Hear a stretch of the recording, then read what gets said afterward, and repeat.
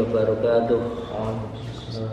A'udzubillahi minasyaitonir rajim. Bismillahirrahmanirrahim. Alhamdulillahilladzi hadana li hadza wa ma kunna linahtadiya laula an hadanallah. Asyhadu an la ilaha illallah wahdahu la syarikalah wa asyhadu anna Muhammadan abduhu wa rasuluhu la nabiyya ba'dah. A'udzubillahi minasyaitonir rajim. Bismillahirrahmanirrahim. Ya ayyuhalladzina amanu taqullaha wa kunu ma'as-shadiqin, amma ba'd. Para salikin, syaimin, syaimat rahimakumullah, mari kita bersyukur. Alhamdulillahirabbil alamin ala kulli halin wa ni'matin, dan bersalawat Allahumma shalli ala sayyidina Muhammad wa ala alihi washabihi. Para Bapak Ibu sekalian, atas izin guru, mari kita melanjutkan kitab Nasaihul Bad. Hari ini masih melanjutkan dari apa yang kita sampaikan kemarin, yaitu makalah yang ke-41. Setelah Rasulullah berdiskusi dan bertanya dan saling membenarkan mengenai apa yang berhubungan dengan dunia yang paling disukai, saat itu malaikat Jibril datang. Di dalam kitab ini diceritakan wa qallal mu'allif fi hadzal kitab wa na'udzu bima bi ulumiha fid darain amin ya rabbal alamin. A'udzubillahi minasyaitonir rajim. Bismillahirrahmanirrahim. Fa bainama hum kadzalika idza'a Jibril alaihissalam lin Nabi sallallahu alaihi wasallam. Malaikat Jibril datang dan mendekati kepada Rasulullah sallallahu alaihi wasallam, dan beliau berkata, "Ayyu sayyidu Jibril?" Ya, Sayyidina Jibril. Ya, dan berkata Sayyidina Jibril.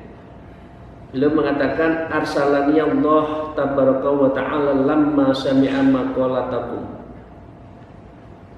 Allah tabarakallahu ta'ala telah mengutusku ketika mendengar percakapan kalian, maqalatakum, lagi berdiskusi. Wa amaruka ya Rasulullah antas alani amma uhibbu in kuntu min ahli dunya, dan memerintahkan Anda wahai Rasulullah agar Anda bertanya kepadaku. Jadi malaikat Jibril minta kepada Rasulullah bertanya kepada malaikat Jibril, ya, tentang apa? Tentang antas alani amma uhibbu in kunta min ahli dunya, tentang yang aku sukai apabila aku hidup di dunia, kira-kira itu menurut malaikat Jibril. Lalu bersabda Rasulullah sallallahu alaihi wasallam, "Ma tuhibbu ya Jibril in kunta min ahli dunya?" Wahai Jibril, apa yang engkau senangi jika engkau menjadi penghuni dunia? Kira-kira seperti itu. Lalu malaikat Jibril berkata, irsadud dolin, memberi petunjuk kepada orang yang sesat. Karena malaikat Jibril itu wahyu, membawa wahyu dan selalu menunjukkan sebuah kebaikan. Jadi malaikat Jibril mengatakan, kalau saya hidup di dunia dan penghuni dunia, irsadud dolin, aku akan memberi petunjuk kepada orang yang sesat. Ila thoriqil mustaqim, menuju jalan yang lurus, yaitu Rasul, yaitu agama Allah, menuju Allah Subhanahu wa taala. Yang pertama. Yang kedua, wa mu'anasatul ghurubatil qanitin, aku akan ramah terhadap orang asing yang patuh. Jadi orang yang asing yang patuh itu pengertiannya ayyil muti'inillah khashi'ina lahu ta'ala, orang-orang yang taat kepada Allah, yang lagi khusyuk dan semua menuju Allah. Dengan segala hormat, kira-kira ahlul dzikir, ahlul qiyamul lail, ahlul ibadah, yang betul-betul di jalan Allah, maka itu malaikat Jibril akan ramah dan membersamai orang-orang yang ahli dzikir. Dan yang ketiga, wa mu'awanahu ahlul iyalil muqsirin, dan membantu orang yang memiliki banyak anak yang sedang kesusahan. Kira-kira ini sang dewa lah, dewa penyelamat. Miskin, anaknya banyak, maka asal beliau taat ibadah pada Allah, yakin akidahnya kuat, maka malaikat Jibril akan membantu orang-orang seperti ini. Siapa dia? Ayyil fuqara, yaitu orang-orang yang fakir miskin. Jadi Bapak Ibu sekalian, berarti ada 5 yang masing-masing memiliki kesenangan. Dan itu sudah kita bahas kemarin. Rasulullah mencintai apa? Sayyidina Abu Bakar, Sayyidina Umar, Sayyidina Utsman, Sayyidina Ali, dan yang terakhir malaikat Jibril. Dan semuanya baik. Jadi 5 kali 3 berarti 15 kebaikan yang kita bisa ikuti dari beliau-beliau itu. Para saimat rahimahullah, qala Jibril, ya, alaihi salam, yuhibbu rabbul izzati jalla jalaluhu min abidi talata hasolin. Ya. Kemudian malaikat Jibril mengatakan, Tuhan yang Maha Mulia, Allah yang Maha Agung, keagungan yang mencintai dari seluruh hamba-hambanya akan 3 perilaku. Ya, kemudian apa saran dari malaikat Jibril? Yang pertama adalah badlul isti'ah, mencurahkan segala kemampuannya untuk berbakti kepada Allah. Ini ajaan malaikat Jibril kepada kita. Artinya ai'taul qudrati fi ta'atillah ta'ala, yaitu mengerahkan segala daya upaya bagaimana kita menuju senantiasa mentaati Allah Subhanahu wa taala. Dengan segala pertimbangan kan, karena memang dunia itu tidak lama, dunia itu tidak abadi, yang abadi akhirat, dan itu semua dimulai dari ketaatan kita kepada Allah. Yang kedua, Bapak Ibu sekalian, malaikat Jibril meminta kepada kita wal baka'u indan nadamah, menangis ketika menyesal ada kesalahan kita, ketika kita ada dosa menyakiti orang lain. Mungkin orang tua pernah kita singgung perasaannya, maka kita menyesal, maka menyesalnya itu menurut malaikat Jibril sebaiknya dengan wal buka, yaitu nangis. Nyesel itu nangis, jangan nyesel tertawa. Ya, ay ala fi'lil ma'asi, atas perbuatan maksiat-maksiat kita.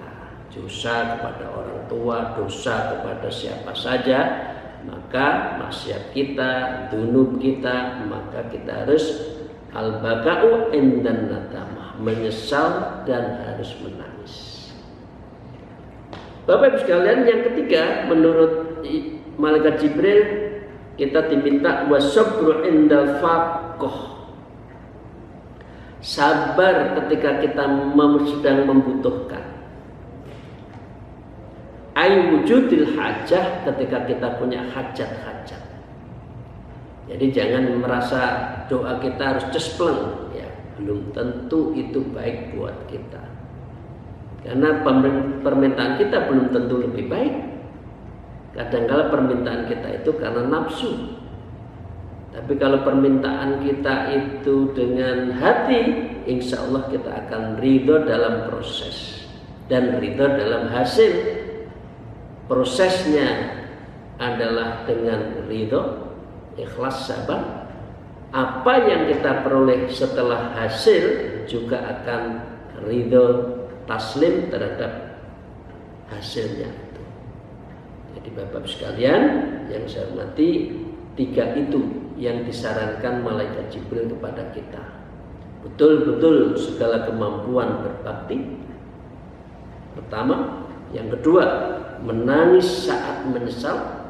Artinya sholat taubat itu dirasakan mendalam, nadamah, menyesal, dan kita menangis. Yang ketiga, sabar ketika ada yang dihajatkan. Ibu dan bapak sekalian, para shaimin shaimat, sekarang makalah yang ke-33. Al-maqalatu tsalitsatu wal arba'un an ba'dil hukama, diceritakan, disampaikan oleh orang-orang yang ahli bijak, ahli bijaksana, ahli hikmah. Beliau mengatakan, man tasama bi aqlid dhalal, siapa saja yang berpegang teguh kepada akalnya niscaya sesat. Jadi Bapak Ibu sekalian masih ingat ada ainul yakin, ada ilmu yakin, ada hakul yakin. Ainul yakin, apa yang kita lihat mungkin benar. Ya. Ilmu yakin, ilmu yang kita pelajari mungkin benar. Tapi kebenaran itu hakul yakin minallah. Jadi kita tidak boleh mengandalkan seakan-akan dengan kepandaian kita, akal kita itu kita pasti benar, tidak boleh. Ya, ahlul hikmah mengatakan manis tak soma bi aqlihi dhal, siapa yang mengagungkan akalnya niscaya akan sesat. Ai manista mani'tamada ala aqlihi fi umurihi, ya, siapa yang dalam urusannya itu serba akal, artinya mu'tazilah, ya ta'mid ala wa ta'ala fi dzalik, dan ia tidak bersandar pada Allah atas semua pikiran-pikirannya, lam yuhtad ila shawab, niscaya tidak akan diberi petunjuk ke arah yang benar. Itu Bapak sekalian ya. Kembali ke Imam Ghazali, selain akal harus diperintah oleh kolbun basirohnya, karena al-aqlu kal wazir wal kolbun kal malik. Raja itu adalah hatinya, akalnya harus ikut kepada hatinya, karena akal adalah menteri yang harus tunduk pada raja. Yang kedua, wa man istaghna bimali qalla, siapa saja yang merasa kaya dengan hartanya, maka sesungguhnya dia niscaya penuh dengan kekurangan, karena dia tidak qanaah, tidak merasa cukup, tidak ridho terhadap apa yang dibagikan Allah. Ya, manik tafa bimalhi lam yakfihi dzalik. Siapa saya merasa cukup dengan hartanya, merasa kaya, maka sesungguhnya harta itu tidak akan pernah mencukupi. Ibu bapak sekalian, dulu maaf, kita nikah punya apa? Coba kita ingat-ingat. Kita nikah punya apa? Punya badan. Baru berdua berkeluarga, beli wajan, beli kompor. Ya, rumahnya masih dokter, mondok di kantor atau kontraktor, ngontrak. Kemana-mana ngontrak, nggak punya. Jadi dengan demikian, Bapak Ibu sekalian, jangan merasa kaya. Kaya itu adalah di hati, dan kaya itu minallah, karena itu sebagai amanah. Jadi jangan merasa kaya. Yang ketiga, waman azza bi makhluqin dalla, siapa saja yang merasa mulia terhadap makhluk, sesungguhnya dia itu adalah orang yang paling hina. Nah, orang minta-minta dikagumi, orang minta-minta disanjung, itu kan sebetulnya hina karena minta. Gitu. Ya nanti tepuin tangan ya waktu saya pidato, misalkan ya. Ya itu kan sebetulnya merengek-rengek agar dihormati, itu berarti hina. Karena itu ahli hikmah mengatakan wa man azza bi makhluqin dalla. Orang yang minta merasa mulia di hadapan makhluk, sebetulnya dia adalah orang yang hina. Ayya wa man kanat quwwatu bi makhluqin sara dalilan, yaitu siapa yang kekuatannya merasa hebat di hadapan makhluk, sebetulnya dia adalah orang yang hina dan lemah. Jadi dengan demikian kita jangan mengejek orang lain. Sebaliknya kita juga jangan takabur dengan apa yang ada di dalam diri kita.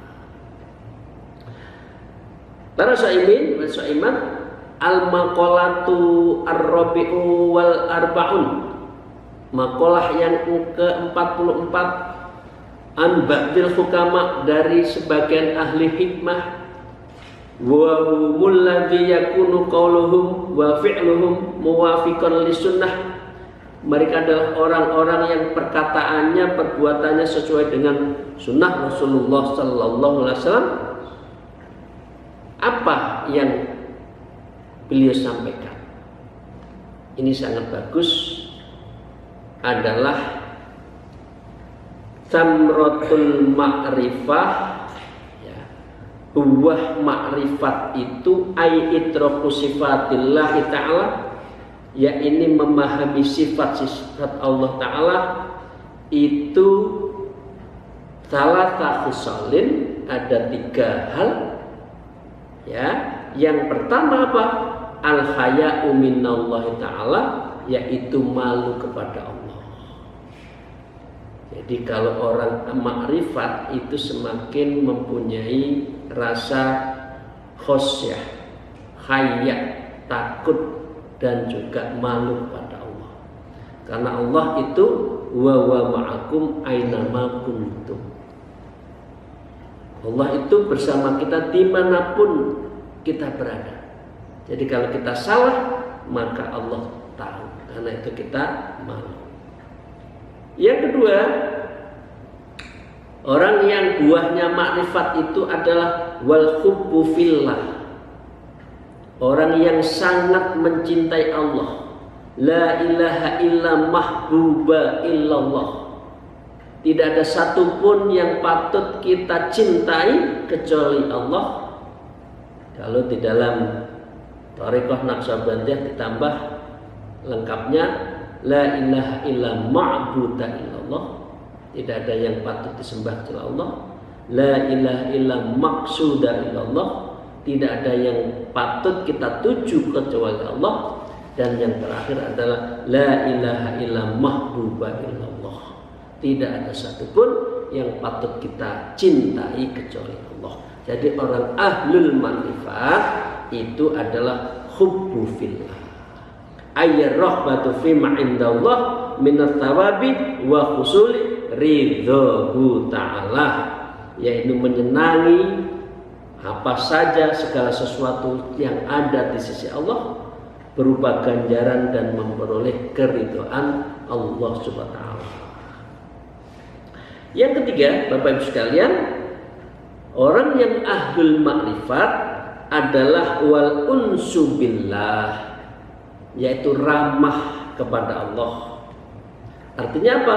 Wa wasukhufu billahi sukhufun billahi ta'ala fakulun musta'nasin sholih, yaitu ceria terhadap Allah karena setiap orang diramahi adalah orang yang soleh. Maaf, ini kritik buat kita semua. Kalau menghadap Allah sholat jangan merengut. Sholat imamnya panjang sedikit sudah meroweng. Nah ini bagian dari tidak walaupun subilah. Padahal imamnya enak, hanya suratnya panjang itu ngeroweng. Nah itu berarti tidak ramah. Menyembah dengan Allah kok hatinya merongkol, jangan, dinikmati.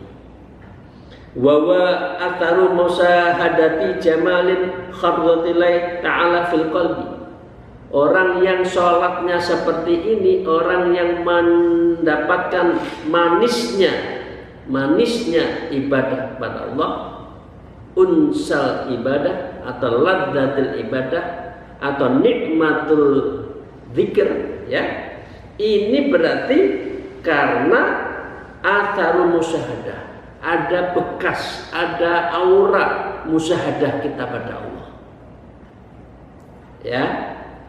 Jamali khadratin, yaitu indahnya khadratillah kita atas kehadiran Allah fil qalbi, di dalam hati kita.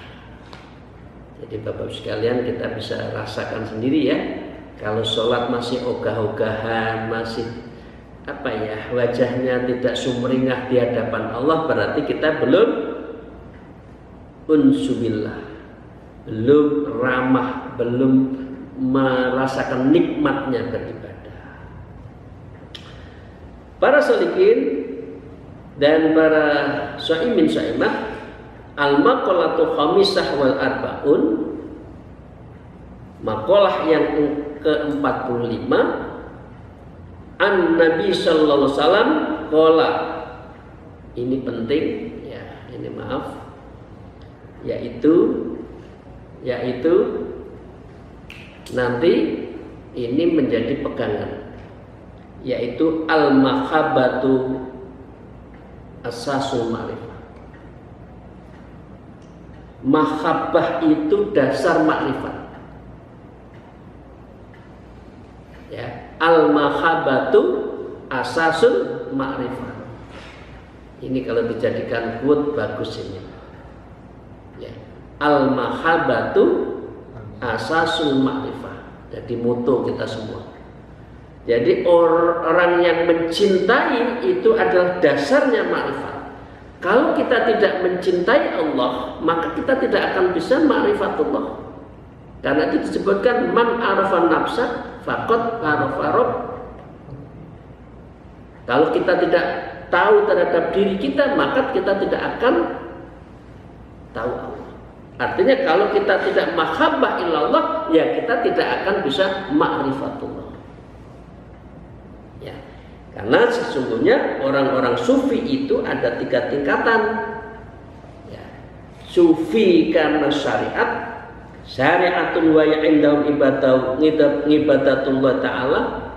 Artinya sufi tetap harus menjaga betul syariat.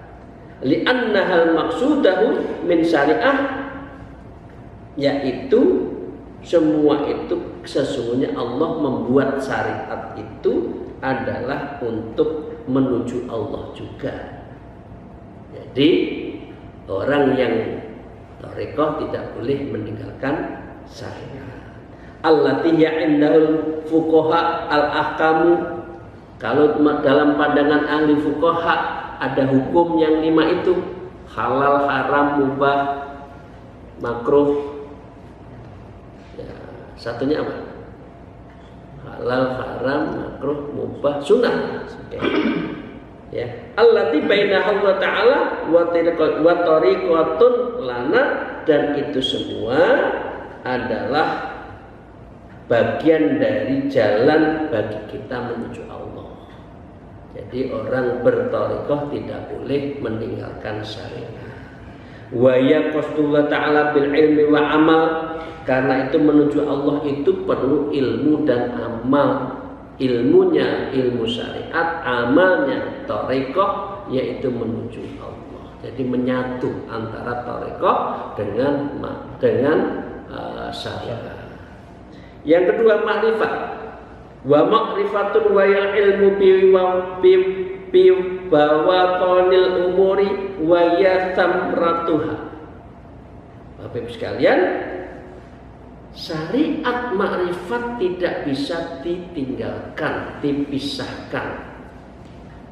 Jadi kalau kita syariat saja tidak boleh, makrifat saja juga nggak boleh. Kita berkali-kali sudah katakan as-syari'atu bila haqiqah ma'rifat wa huwa atilah. Wal haqiqah bila syariat batilah. Ya, karena itu disebutkan ma'rifat yaitu mengetahui segala perkara-perkara bibawatin, masalah yang batin. Kalau makrifat itu yang dikejar batin. Amal bukan karena banyaknya, tapi karena rasanya, dauknya. Ya, umuri segala perkara-perkara batin, waya tamrotuha, dan itulah buah ibadahnya. Ini Bapak sekalian ya, jangan sampai kita hanya ngejar syariat tapi lupa kepada hakikat, toriko jalannya. Jadi Bapak Ibu sekalian, saya masih tetap memohon, menganjurkan kalau ada waktu ambil toriko untuk melengkapi hidup kita beragama yang sempurna. Wal ifatun. Jadi hal-hal yang menyangkut yang disebut tadi al-mahabbatu asasul ma'rifat, itu ada syariatnya kuat, ma'rifatnya kuat, selanjutnya memelihara diri. Jadi Bapak sekalian yang sudah thariqah ada namanya muraqabah af'al, seluruh perbuatan kita diawasi. Muraqabah sifat, kita mengakui terhadap kamaliyatus sifat, sifatnya Allah yang sempurna. Dan wal ma'iyah, karena dalam keadaan apapun Allah lah yang selalu menolong kita. Itu namanya muraqabah. Karena itu disebut wal iftun, yaitu memelihara diri, yaitu mencegah diri dari meminta selain Allah. Yaitu semua memintanya pada Allah, bukan pada makhluk. Dan al-ifatu itu alamatul yakin. Orang yang memelihara diri adalah tanda mereka mempunyai akidah yang kuat. Artinya apa? Wa wa itiqatu anna ta'ala qadirun ala kulli syai'in wa raziqu kulli hayyawan. Mempunyai itikat yang kuat, Allah yang berkuasa atas setiap makhluk, Allah yang memberi setiap makhluk dan termasuk binatang kelata pun dikasih rezeki. Ma'a itiqati anna rizqa la yasulu ilahi illa bisauqi la ta'ala ilahi. Disertai etikat bahwa rezeki tidak akan sampai kepadanya kecuali karena pengiriman Allah Ta'ala kepada kita. Kita mau banting tulang pagi, siang, sore, malam, kalau Allah tidak kehendaki ya nggak datang. Nah, kita tetap ikhtiar sepantasnya. Jalan selanjutnya wa rasul yakin takwa. Ini ahli ulama mengatakan wa rasul yakin takwa. Modal i'tiqad itu adalah takwa. Artinya tidak mungkin orang yang takwa kalau tidak i'tiqadnya kuat. Au aslul yakin imtithalul amarillah wastidabun nahyihi, yaitu dasar yakin adalah mematuhi perintah Allah dan menjauhi larangannya. Kemudian waridho bitakdirillah, orang yang dalam mahabbatul asasu takwa itu intinya salah satu kriteria adalah ar-ridho bitakdirillah, ridho terhadap takdirnya Allah. Wa wasururul qalbi bima qaddarallahu ta'ala alaihi minal murri wal khuluwi wa bima qadha, yaitu senang hati dengan apa yang ditakdirkan Allah kepadanya berupa murri, pahit, wal khulwi atau manis, wa bima qadha'i dengan segala keputusan Allah. Itu Bapak. Maka dengan demikian kita bisa merasakan, bisa mengetahui beberapa pandangan dari para sahabat, para ahli hukum, ahli hikmah, banyak kata-kata mutiara yang sangat luar biasa. Satu di antara adalah al-mahabbatu asasul ma'rifah wa ra'sul yakin taqwa. Jadi itu ya. Jadi ujung dari segala ujung itu adalah takwa, itu adalah i'tiqad, dan mahabbah adalah dasarnya ma'rifatullah. Demikian, terima kasih Ibu Bapak sekalian, para shaimin shaimat. Semoga Allah meridhoi, membimbing kita dan senantiasa membuka hati kita menjadi qalbun latif, hati yang lembut, karena kita senantiasa tazkiyatun nafas wa tasfiyatul qalbi. Amin ya rabbal alamin. Alhamdulillah, wallahul muwaffiq ila aqwamit thariq. Wassalamualaikum warahmatullahi wabarakatuh.